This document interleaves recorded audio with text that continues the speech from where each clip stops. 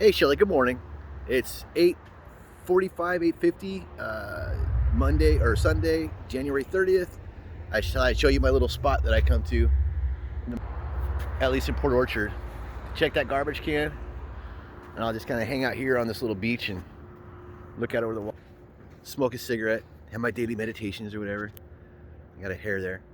Hey, I wanted to share something with you, and it's because I think that I just need to. The other day when Gary was explaining to me what had happened that night, when I asked him, "Do you want me to share her with you? Do you want it? Do you want me to share?" He said, "Yep."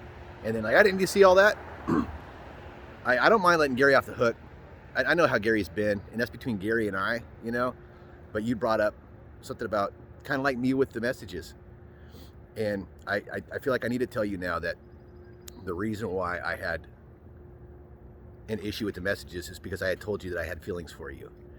And then it seemed like immediately after that, all of a sudden, like I didn't hear back from you. I sent you a message, I didn't hear back from you.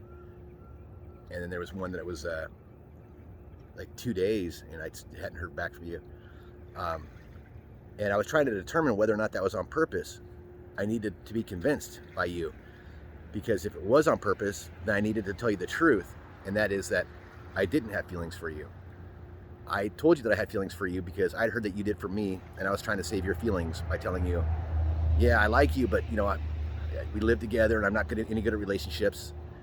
So that was about you. I was just trying to determine whether or not I'd fucked up our friendship by saying those things, or whether or not I needed to make sure that I clarified for you.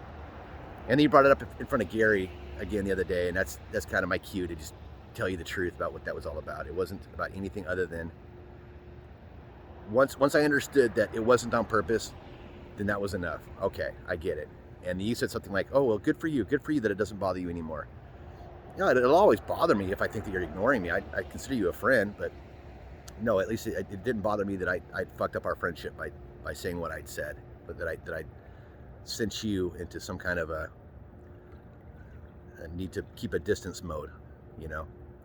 So that's what that was about. It wasn't about personal empowerment or trying to figure out where you were. And, why doesn't she like me? Why doesn't she like me? It was trying to figure out whether or not I should tell you the truth about why I said what I'd said. But I did want to ask you to snuggle with me. I was going to ask you that. Hey, if you ever wanted to, you know, you want to feel touch or whatever, I wouldn't mind snuggling with you. I was going to bring that up. I just never had the guts. But as far as feelings for you go, I really like you a lot. Like as a person, as a friend, I really do. I like you. I like you.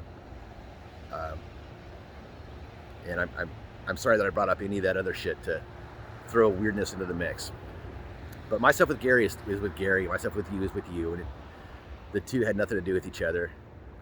So there's the truth of the matter for you. This isn't a pretty view. I mean, talk about peaceful.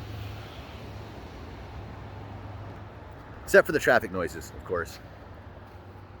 But all right, I'll talk to you soon, Shelly. Hope you have a good one. Bye.